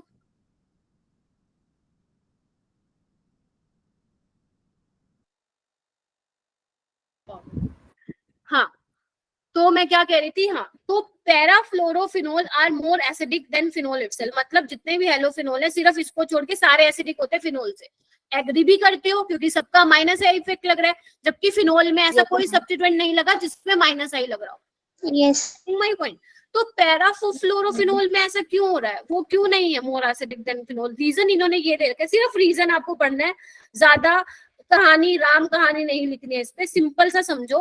क्योंकि फ्लोरीन के पास, इधर आओ, कार्बन के पास भी 2p ऑर्बिटल है, फ्लोरीन के पास भी 2p ऑर्बिटल है, ठीक है। पैरा पोजीशन पे लगा हुआ है तो 2p में ओवरलैपिंग अच्छी होती है। वैसे तो हम, ध्यान से सुनना मैं क्या बोल रही हूँ, बहुत इंपॉर्टेंट चीज बोलने वाली हूँ। वैसे तो हम हैलोजेंस का इंडक्टिव इफेक्ट कंसीडर कर रहे हैं, बट इस केस में हम बोल रहे हैं कि फ्लोरीन का +R यानी कि +M भी कंसीडर कर रहे हैं, क्योंकि कार्बन के पास भी 2p है, फ्लोरीन के पास भी जो इलेक्ट्रॉन है 2p है, तो 2p में ओवरलैपिंग अच्छी होती है, इस वजह से यहाँ पे +R कंसीडर किया हुआ है, ठीक है। साथ ही साथ हम -I इफेक्ट भी फ्लोरीन का कंसीडर कर रहे हैं, तो +R effect of fluorine, -I effect of fluorine almost balance कर देते हैं एक दूसरे को, इसलिए जो इसका एसिडिक स्ट्रेंथ है वो ऑलमोस्ट किसके बराबर हो जाता है, फिनोल के बराबर हो जाता है। तो ये बुकिश लैंग्वेज है जो लिखा हुआ है, हालांकि मैं कहीं हद तक इस पे एग्री नहीं करती हूँ कि आप तो कहते हो कि हेलोजेंस का इंडक्टिव इफेक्ट कंसीडर करोगे, फिर यहाँ पे क्यों कर रहे हो, ठीक है। बट इंडक्टिव और ये रेजोनेटिंग कैसे प्लस होगा? क्या प्लस होगा? मैम ये फर्स्ट वाले पे तो प्लस दिखा रखा है, ये इंडक्टिव इफेक्ट दिखाएगा तो इंडक्टिव भी दिखाए। ये पैराफ्लोरोफिनोल बोल रहे हो? मैम मैं कहती साइड दिखाएगा। हूँ इक्वल पोटेंशियल कैसे शो कर सकते हैं, मतलब कैसे बैलेंस कर सकते हैं एक दूसरे को?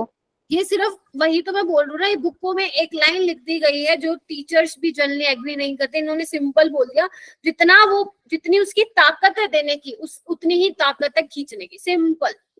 जितनी ताकत है उसको देने की, यही तो लिखा हुआ है शैली, +R और -I दोनों ही लगाएगा, क्योंकि उसके पास है ही दो चीजें, ठीक है। तो जितनी ताकत से वो इलेक्ट्रॉन डेंसिटी को बेंजीन पे बढ़ा रहा है, गेटिंग माय पॉइंट, उतनी ही ताकत से वो खींच रहा है, तो दोनों फैक्टर एक दूसरे को क्या कर देते हैं, काउंटर बैलेंस कर देते हैं, जिसकी वजह से उसकी एसिडिटी ना तो बढ़ती है ना घटती है, फिनोल के बराबर आ पहुंचती है, गेटिंग माय ये पॉइंट। तो मैम काम चलाने के लिए कुछ भी कर रहे हैं मैम। हाँ, तो ये वाली चीज है, इसलिए मैंने यहाँ पे क्या लिखा है बच्चों, नोट ऐसी बहुत सी चीजें होती हैं जिसमें हम टीचर्स भी थोड़ा सा सेटिस्फाई नहीं होते, बट अगर पेपर में आ जाएगा फिर तुम बोलोगे मैम कराया नहीं, तो इस वजह से मैंने करा दिया, ठीक है, ओके। मैम अगर एग्जाम में आए तो ऐसा डायरेक्ट चेप के आ जाना है ना। हाँ, क्योंकि एग्जाम में एक बार आया हुआ है, हालांकि नीट में नहीं आया, जेई में आया हुआ है, उसमें ये रीजन दिया हुआ था, तो आपको ये रीजन मार्क करके आना पड़ेगा, ठीक है जी। इससे अगर जो भी चीजें ऑर्गेनिक में ऐसी होती है ना जिसमें मेरे को लगता है कि बच्चों को प्रॉब्लम होगी थोड़ा सा कंसेप्ट थोड़ा सा ग्रैस्प करने में, वहां पे मैं क्या लिख देती हूँ, नोट, ताकि जब आप लोग रिवाइज करें तो आपको ध्यान है मैम ने यहाँ पे कुछ ऐसी एक्सेप्शन सी चीज बताई थी जिसपे हम लोग बहुत ज्यादा एग्री नहीं कर रहे थे, बट ठीक है, बुक में लिखा हुआ था, हम एग्री कर लेते हैं, ठीक है। आ जाओ बेटा, ये देखो ये क्या लिखा हुआ है, इधर आओ। अब हमें क्या करना है, distinction between primary secondary tertiary alcohol. मान लो तुम लैब में खड़े हो, मैंने तुम सबको सैंपल दे रखा है, किसी को प्राइमरी, किसी को सेकेंडरी या किसी को टर्शियरी, मैं तुम्हें बोल रही हूँ कि जाके मुझे बता के आओ तुम्हारे पास जो सैंपल है उसमें कैसा अल्कोहल है, प्राइमरी है, सेकेंडरी, टर्शियरी है। अब अल्कोहल का नाम क्या है वो तो बात की बात है, पहले ये पता करना है कि कौन सा है, गेटिंग माय पॉइंट। तो सबसे पहले ऑक्सीडेशन, ऑक्सीडेशन में आप लोगों को करा चुकी हूँ, याद करो, पीसीसी वगैरह। यस अरे गुंजन क्या हो गया, एमसीक्यू में कैसे कॉपी पेस्ट करोगे, किसको करना है, ठीक है, इधर आओ। मैम अभी लास्ट वाला क्वेश्चन था ना मैम, उसके बारे में बोल रहा है वो। अच्छा, मैम ये तो मैंने बोर्ड के अकॉर्डिंग पूछा था, मैं अगर बोर्ड में आ गया तो ऐसे कॉपी पेस्ट कर। नहीं, बोर्ड्स में नहीं आता, मैं बोल रही हूँ नीट में ही नहीं आया कभी, हो सकता है आ जाए। चलो आ जाओ इधर। पीसीसी पीटीसी वगैरह मैंने करवा दिया था कि अगर मान लो आपका प्राइमरी अल्कोहल है तो उसको एल्डिहाइड में बदलेगा, सेकेंडरी है तो कीटोन में, तो एक तो इससे डिफरेंशिएट कर सकते हो, ठीक है। अगर मैं लैब में बात करूँ, लैब में आप ल्यूकास रिएजेंट, ल्यूकास टेस्ट कर सकते हो, याद करो बहुत डिटेल में हमने पढ़ा था, ठीक है। और आप अगर मान लो मैं कॉपर वगैरह ले लूं तो उससे भी आप बता सकते हो, याद करो प्राइमरी अल्कोहल एल्डिहाइड में बदल रहा था, सेकेंडरी कीटोन में और टर्शियरी एल्कीन में। उसके अलावा एक और टेस्ट है जो आप लोगों को करना है, नाम बोलो इसका, विक्टर मेयर टेस्ट। काफी अच्छा टेस्ट होता है और क्वेश्चन भी, एक तो ल्यूकास टेस्ट, एक विक्टर मेयर टेस्ट, भर भर के क्वेश्चन आते हैं। अब होता क्या है, यहाँ पे मैंने रिएक्शन ऑलरेडी लिखी हुई है क्योंकि समझाना ही है बस। इधर आओ, पेपर में आपसे रिएक्शन नहीं लिखवाएगा कोई, पेपर में सिर्फ आपसे कलर पूछेगा। इधर आओ, मान लो तुम्हारे पास प्राइमरी अल्कोहल है बच्चों, आपने उसकी रिएक्शन कराई है phosphorus in the presence of iodine. याद करो क्या करेगा, OH को हटा के आई लगाएगा, already discussed in haloalkane and haloarene. ठीक है, उसके बाद आपने इसकी रिएक्शन कराई है सिल्वर नाइट्राइट के साथ। याद करो, silver nitrite is your ambient nucleophile, nitrogen attack मारता है। याद आ रहा है, याद आ रहा है, तो एल्काइल नाइट्राइट बनेगा। फिर आपने इसकी रिएक्शन कराई, आपको मैं फिर बोल रही हूँ, ये पूरी महाभारत कहानी नहीं याद करनी है, क्या याद करना है मैं बता रही हूँ। नाइट्रस एसिड के साथ रिएक्शन कराई, यहाँ से आपने पानी निकाल दिया, कैसे, 2 हाइड्रोजन और एक यहाँ से वाटर, तो क्या बन जाएगा, NOH लग जाएगा, जिसको हम नाइट्रोलिक एसिड बोलते हैं। अब यहाँ पे आप बेस के साथ रिएक्शन कराओगे, बेस क्या करेगा, एसिड बेस रिएक्शन करेगा, H+ लेके ये बना लेगा, क्योंकि ये स्टेबलाइज्ड है। ठीक है जी, रेजोनेंस स्टेबलाइज्ड है, तो इसका जो कलर आता है ब्लड रेड कलर आता है। तो ध्यान रखना, अगर एग्जामिनर ने ये सारे रिएजेंट डाल दिए, पहले स्टेप में फॉस्फोरस, दूसरे स्टेप में नाइट्रस एसिड, तीसरे स्टेप में बेस, अगर तो ब्लड रेड कलर आ रहा है तो समझ जाना कौन सा अल्कोहल है, अगर आपका सेकेंडरी अल्कोहल है तो वही सारे रिएक्शन कराएगा। ठीक है, और ये बना लेगा फाइनली।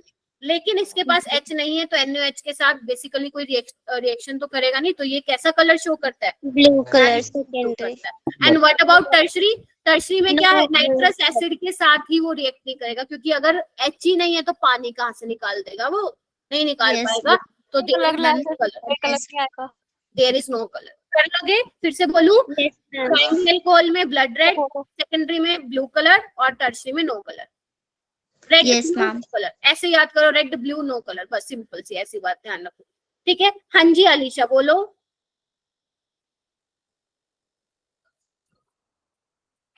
मैम देखने दो मैम पीछे।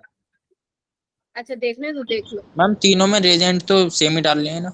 हाँ, reagent is same, 3 no colour. Third का रीजन क्या था, कोई कलर नहीं आएगा, पहले का ब्लड रेड, दूसरे का ब्लू, तीसरे का नो कलर। ठीक है मैम, ये प्राइमरी वाले तो बायो जैसा हो गया, क्वीन विक्टोरिया का। हाँ, आपको रिएक्शन नहीं याद करनी है, बस आपको ध्यान रखना है विक्टर मेयर रिएजेंट कौन सा होता है। पहले स्टेप में वो डालेगा phosphorus in the presence of iodine, दूसरे में नाइट्रस एसिड, तीसरे में बेस। तो ध्यान रखना, प्राइमरी अल्कोहल तब होगा जब ब्लड रेड कलर आएगा, सेकेंडरी में ब्लू कलरेशन एंड टर्शरी में नो। अगर मुझसे पूछोगे सबसे इंपॉर्टेंट, तो ल्यूकास वाला टेस्ट जो है सबसे इंपॉर्टेंट है, जिसमें आप क्या लेते थे, कंसंट्रेटेड HCl और एनहाइड्रस ZnCl। तो ये सुपर डुपर इंपॉर्टेंट था। वेरी गुड, जो चैट बॉक्स में लिख रहे हैं बहुत बढ़िया कर रहे हो। ठीक है, तो ये सबसे इंपॉर्टेंट था, जिससे रिलेटेड मैंने आपको बहुत सारे क्वेश्चंस कराए थे। ठीक है, अब आगे चले, नजर मारो क्या लिखा हुआ है, ये बहुत इंपॉर्टेंट है। बच्चे पूछ रहे थे मैम आयोडोफॉर्म नहीं करवाएगा, तो ये रहा।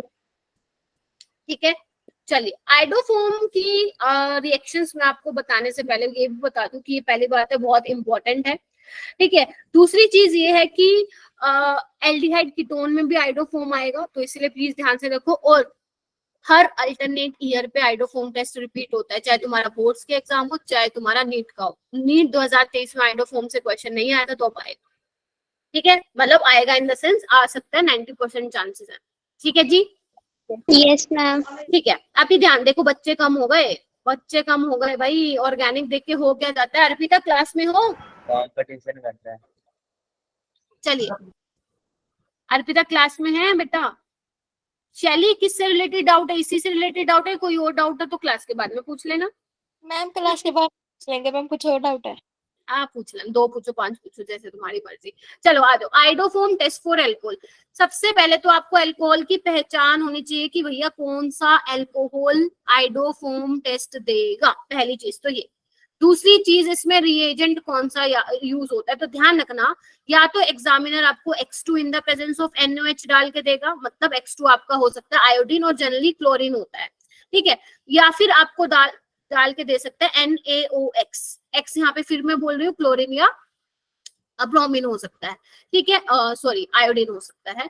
लेकिन मान लो एग्जामिनर ने ये तो दे दिया, लेकिन वो अल्कोहल ही टेस्ट ना देता हो, तो क्या होगा, रिएक्शन नहीं होगी। पहली चीज तो ये।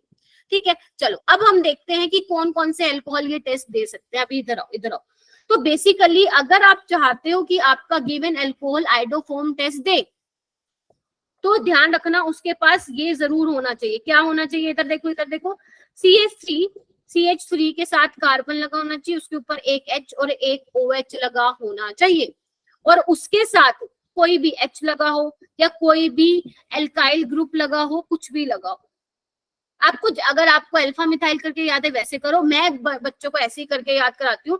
जिसमें ये वाली लिंकेज है वो आइडोफोम टेस्ट देता है, अदरवाइज वो नहीं देता है। ठीक है बच्चों, ठीक है। देखते हैं इसमें रिएक्शन कैसे होती है और प्रोडक्ट क्या बनता है। असलियत में बताऊं, जब आप लैब में ये टेस्ट करते हैं ना तो इसमें पूरे 3-4 घंटे लगते हैं, जबकि हम अगर यहाँ पे करते हैं तो 5 मिनट में समझा देते हैं।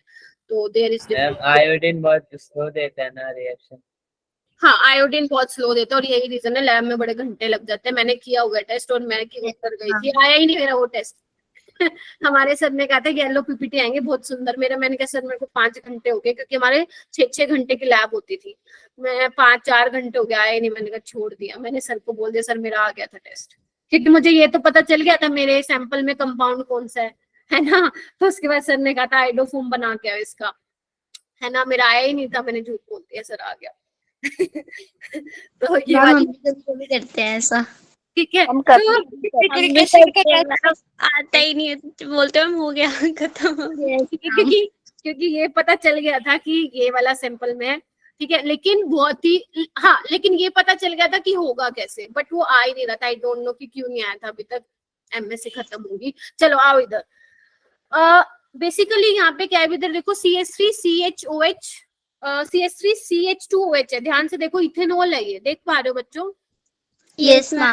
ठीक है। तो यहाँ अब तुम ये वाली बता मत देना किसी को कि मैम ने भी ऐसे किया तो हम भी ऐसे करेंगे। अरे नहीं, वो तुम ना चाहते मेरा हुआ नहीं था।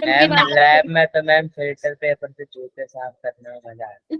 ठीक है। तो बेसिकली देखो, इसमें जो मैंने आपको बताया था CH3HOH होना चाहिए, तो वो है, इसमें है, और रिएजेंट दे रखा है तो ये होगा। बैलेंसिंग आपको नहीं याद रखनी है, आपसे कोई नहीं पूछेगा, आपसे सिर्फ यही पूछेगा कि बता दो इनमें से आइडोफोम टेस्ट कौन सा अल्कोहल देगा कौन सा नहीं।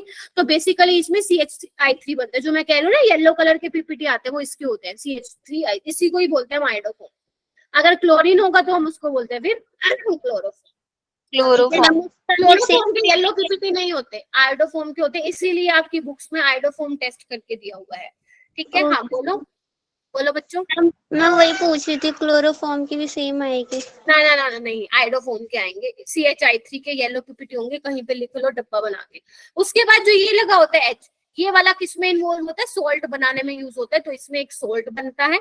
अगर हाइड्रोलिसिस करा दोगे तो एसिड बन जाएगा। ठीक है। तो इसमें एक सोल्ट बनेगा, और अगर ये आइडोफोम टेस्ट देता है तो येलो पीपीटी भी आता है। ठीक है जी, बोलो।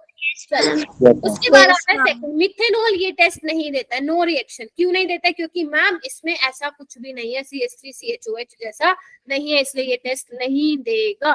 क्या मैम ये वाला टेस्ट देगा? थर्ड वाला? Yes ma'am.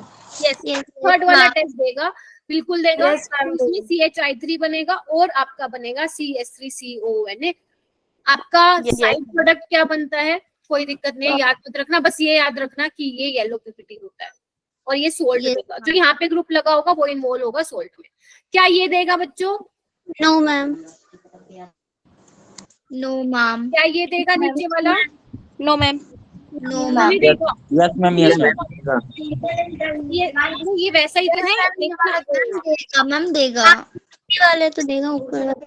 यहाँ पे RH भी हो सकता है, कोई एल्काइल भी हो सकता है, तो देगा। तो मैं डायरेक्ट लिख रही हूँ यहाँ पे आइडोफॉर्म मिलेगा, मतलब येलो पीपीटी आएंगे तुम्हारे। ठीक है। और ये नहीं देगा, ये नहीं देगा। Yes ma'am. Yes ma'am. ठीक है, चलिए आगे चलो बेटा। Yes ma'am. एक मिनट मैम। Yes ma'am. उसके बाद है, थोड़ा सा ही रह गया, खत्म होने वाला। अंशिका कह रही है रिपीट कर दो, आ जाओ बेटा। तो मैं तुम्हें ये कह रही हूँ, सिंपल, अगर तुम्हें पहचानना है कि तुम्हारा अल्कोहल जो दिया है एग्जामिनर ने वो आइडोफॉर्म टेस्ट देगा या नहीं देगा, तो तुम्हें ध्यान रखना है, अगर तो ये वाली लिंकेज प्रेजेंट है CH3HOH और उसके साथ R कुछ भी हो सकता है, H हो सकता है, कोई एल्काइल ग्रुप हो सकता है, तो वो आइडोफॉर्म देगा, अदरवाइज नहीं देगा। ठीक, आइडोफॉर्म इन द सेंस कि वो येलो पीपीटी देगा। तो जिसमें से सेकंड और आपका फोर्थ और सिक्स नहीं दिख रहा, क्योंकि ऐसा कुछ भी नहीं बन रहा उसमें। ठीक है। एक आप एल्डिहाइड और कीटोन में बेसिकली पढ़ेंगे आइडोफॉर्म, उसमें मैं वहां पे बताऊंगी कि उसमें क्या होना चाहिए। ठीक है बच्चों, समझ आ रही है? Yes ma'am. उसके बाद है डिस्टिंक्शन। अब ये इंपॉर्टेंट है। अब मैं आपको वो वाले टेस्ट बताने जा रही हूँ जो अल्कोहल देते हैं फिनोल नहीं देते, या फिनोल देते हैं अल्कोहल नहीं देते। समझ आ रही है क्या बोल रही हूँ? Yes ma'am. तो चलो सबसे पहले हम बात करते हैं लिटमस टेस्ट। ये बहुत इंपॉर्टेंट है। जब तुम्हारे पेपर में आएगा ना जो अवंती के टेस्ट होते हैं, या आप PYQ सोल्व करेंगे, मॉड्यूल के क्वेश्चन सोल्व करेंगे, वहां पे तुम्हें इससे रिलेटेड भर भर के क्वेश्चन मिलेंगे, भर भर के। आइडोफॉर्म का क्वेश्चन तो हर 2 क्वेश्चन के बाद मिलेगा, इतना इंपॉर्टेंट है। तो इसमें क्या, सबसे पहले हम बात करते हैं लिटमस टेस्ट। आपको पता है जो एसिड होता है वो लिटमस उसको ब्लू से उसमें चेंज हो जाता है रेड में। ठीक है। तो अगर मैं बात करूं बच्चे, लिटमस पेपर टेस्ट कौन देगा? फिनोल देगा। फिनोल ये टेस्ट देगा, तो मैं टिक लगा रही हूँ। अल्कोहल नहीं देगा तो मैं ये लगा रही हूँ। ठीक है। रीजन, क्योंकि आपको पता है फिनोल जो होता है वो स्ट्रॉन्ग एसिडिक होता है एज कम्पेयर टू अल्कोहल, तो ये लिटमस पेपर टेस्ट दे देता है, अल्कोहल नहीं देता है। मैम टेस्ट से हम सीधा पूछते हैं ना क्वेश्चन, रीजनिंग हाँ। तो नहीं आते। आपसे ऐसे पूछेंगे बताओ भाई इनमें से फिनोल, इनमें से आपको 4-5 दे देंगे कंपाउंड, और पूछेंगे बताओ भाई कितने टेस्ट देते हैं कितने नहीं देते हैं। ओके। ठीक है। उसके बाद है second is important, ferric chloride which is your FeCl3। बेटा एक बार मैं करा दूं फिर तुम्हारे क्वेश्चन पे आ रही हूँ, पक्का प्रोमिस। बस मुझे 2 मिनट दे दो। ठीक है। मैम एक बार रिपीट कर दो, नेट अच्छा, मतलब चला गया था। Phenol is strong acidic then alcohol, तो फिनोल लिटमस पेपर टेस्ट देता है, ब्लू को रेड में चेंज करता है, जो तुम बचपन से करते आ रहे हो। अल्कोहल नहीं देता है litmus paper test. And what about ferric chloride?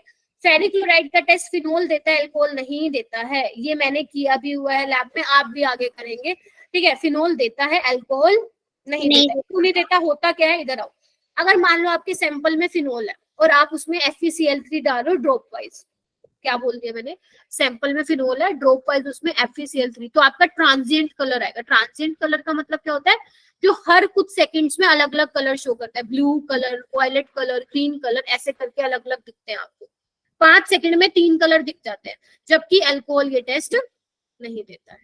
कैसा कॉम्प्लेक्स बनाता है वो? ये कॉम्प्लेक्स बनाता है।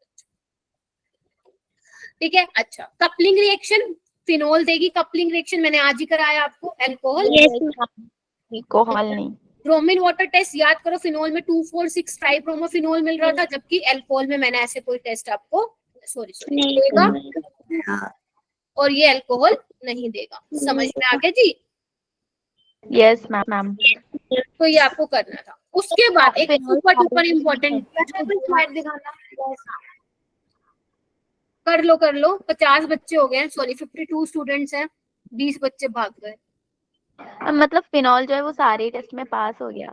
हाँ ठीक है। तो ये बहुत इंपॉर्टेंट था, तभी मैंने एक जगह लिखवाया। उसके बाद ये वाला क्वेश्चन नीट वालों का फेवरेट हो रहा है आजकल। जेई वालों का तो था ही, नीट वालों का भी हो रहा है, लेकिन आपको कुछ नहीं करना। एक छोटी सी बात ध्यान रखनी है, सीरिक अमोनियम नाइट्रेट टेस्ट होता है, ध्यान से सुन लो। आपको ये पूरी रिएक्शन भी रटने की जरूरत नहीं है बिल्कुल भी, सिर्फ क्योंकि हो सकता है जैसे कई बच्चे होते हैं ना, उनको ज्यादा क्यूरियोसिटी होती है, मैम फॉर्मूला तो बता दो सीरिक अमोनियम नाइट्रेट का, तो मैंने आपकी वो क्या बोलते हैं उसको, उत्सुकता को शांत कर। ठीक है। हाँ ताकि आप मुझसे ना पूछो, मैंने लिख दिया ऑलरेडी। सीरिक अमोनियम बहुत अच्छा ऑक्सीडाइजिंग एजेंट होता है, ये हम DNF ब्लॉक में पढ़ चुके हैं। ठीक है। तो बेसिकली अगर मैं बात करूं अल्कोहल फिनोल, तो दोनों ये टेस्ट देते हैं। फिर से मैं रिपीट कर रही हूँ, दोनों ये टेस्ट देते हैं। तो अगर मान लो आपका सैंपल में अल्कोहल प्रेजेंट है और आप उसमें सीरिक अमोनियम नाइट्रेट डालते हो, लैब में इजिली अवेलेबल होता है, करके भी देख लेना अगर है तो लैब में, तो वाइन रेड कलर आ जाएगा। मान लो लैब में आपका वो तो बड़ा होता है इथेनॉल, और उसमें डाल देना सीरिक अमोनियम, एकदम से वाइन रेड कलर आ जाएगा, तो अल्कोहल है। अगर फिनोल है, फिनोल भी लैब में अवेलेबल होता है, अगर उसमें आप सीरिक अमोनियम नाइट्रेट टेस्ट डालोगे तो dark brown colour dark brown हो जाएगा। याद इजीली कर लोगे। यस। हाँ जी शैली, आप कुछ बोल रहे थे? रिसेंटली हमने किए लैब में, तो मैम बिल्कुल सेम कलर आया था मैम। फिनोल वाले में ब्राउन कलर आया था और दूसरे वाले में रेड कलर आया था, अभी रिसेंटली किए हैं। देख लो, शैली ने बोल दिया, बढ़िया।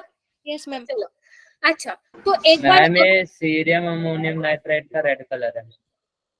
हाँ, रेड ऑरेंज कलर का होता है ये वाला सॉल्यूशन। अगर अल्कोहल प्रेजेंट है तो red orange colour wine red colour में चेंज हो जाएगा, अगर फिनोल है तो डार्क ब्राउन कलर हो जाएगा।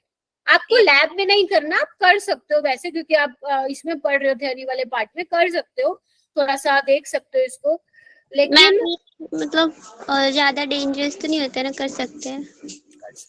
तुम लोग ग्लव्स पहनते हो क्या केमिस्ट्री लैब में? नो मैम, मैम अब तो मैम लैब कोट भी नहीं पहनते हैं। लैब कोट पहनते मैम, बाहर निकाल देती, नहीं तो कोई नहीं, अगर तुम लैब में जाते हो, जैसे कई स्कूल्स में तो लैब वर्क बहुत अच्छे से होता है, तो अगर होता है ना तो आप लोग ग्लव्स ले लो, ये वाला रिएक्शन। ठीक है, ज्यादा कॉस्टली नहीं मिलते, आप किसी भी मेडिकल शॉप से ले सकते हो, मिल जाएगा आपको, तो आप रख सकते हो फॉर प्रिकॉशन, ठीक है, सही रहता है। चलो ठीक है, तो मुझे ऐसा क्यों लग रहा है कि अरे बेटा बोलो। मैम बच्चे एक्सपेरिमेंट कर रहे थे, बच्चों ने apparatus तोड़ दिया मैम, मैम ने धमका के भगा दिया। मैम पता है हमारे स्कूल में ना, मैम पता है आपको मैम, हमारे स्कूल में मैम मेरी क्लास के ना मैम बच्चे ने मैम कितने मैम एक बीकर तोड़ दे मैम, और मैम 2-3 इक्विपमेंट्स और तोड़ दी मैम। मैम ने कुछ नहीं कहा मैम ने बस बोला कि पे कर देना, बट बाद में मैम ने कुछ बोला ही नहीं फिर उन बच्चों को। और मैम आपने जितने भी रिएक्शन कराए ना वो हमारे स्कूल में करवा रखे हैं मैम। अब आप किए हैं मैम सारे। ये तो बहुत अच्छा हो गया, जिसने नहीं किया कोई बात नहीं, वो ऐसा थोड़ा इमेजिन कर लो, नहीं तो यूट्यूब पे देख लेना, और जिन्होंने कर रखा है बहुत अच्छी बात है। अब मुझे क्यों ऐसा लग रहा है कि इधर आज हम स्टार्ट कर दें या नहीं करें? कर देते हैं मैम कल से करा लेना। तो मैम अभी आप डाउट्स की तो लेंगे ना मैम, उसमें भी टाइम चला जाएगा थोड़ा बहुत। Yes ma'am. मैम अभी मत मैम कल स्टार्टिंग में बात मत करना मैम, शुरुआत करा अच्छा सुनो मेरी बात, अब मेरी बात सुनो बच्चों ध्यान से, एक मिनट रुको, मेरा पेन, मैम वॉइस नहीं आ रही आपकी। अरे मेरा पेन गिर गया था। हाँ सुनो, अरे तुम लोग ना एक तो बातें बहुत करते हो, ठीक है, स्टार्टिंग में मैंने तुम्हें ज्ञान दिया था, अब मेरी बात सुनो ध्यान से। तो एक बार मैं फटाफट आप लोगों को समराइज कर देती हूँ आज हमने क्या किया है, फटाफट से आ जाओ इधर। हमने आज स्टार्ट किए थे कुछ, यहाँ से स्टार्ट किया था, फ्रीडल क्राफ्ट एल्काइलेशन में इनकी अच्छी यील्ड नहीं मिलती है, वो तो पैरा वाले की, क्योंकि कोऑर्डिनेट कॉम्प्लेक्स बना लेता है एलसीएल के साथ। फिनॉल कपलिंग रिएक्शन देता है, एजोडाइन मिलती है हमें रेड ऑरेंज कलर की। उसके बाद हमने ये देख लिया कि अल्कोहल्स का बॉइलिंग पॉइंट ज्यादा होता है due to intermolecular hydrogen bonding, फिर आपका ईथर आता है, लास्ट में हाइड्रोकार्बन आता है। सोल्युबिलिटी अल्कोहल्स की ज्यादा होती है, लेकिन जैसे जैसे आपका हाइड्रोकार्बन वाला पार्ट बढ़ता जाएगा तो सोल्युबिलिटी डिक्रीज होती जाएगी। फिर ये कुछ पॉइंट्स है कि कौन ज्यादा इलेक्ट्रॉन विड्रॉइंग ग्रुप एसिडिटी को बढ़ाते हैं, इलेक्ट्रॉन डोनेटिंग कम करते हैं। फिर हमने कुछ क्वेश्चंस कर लिए।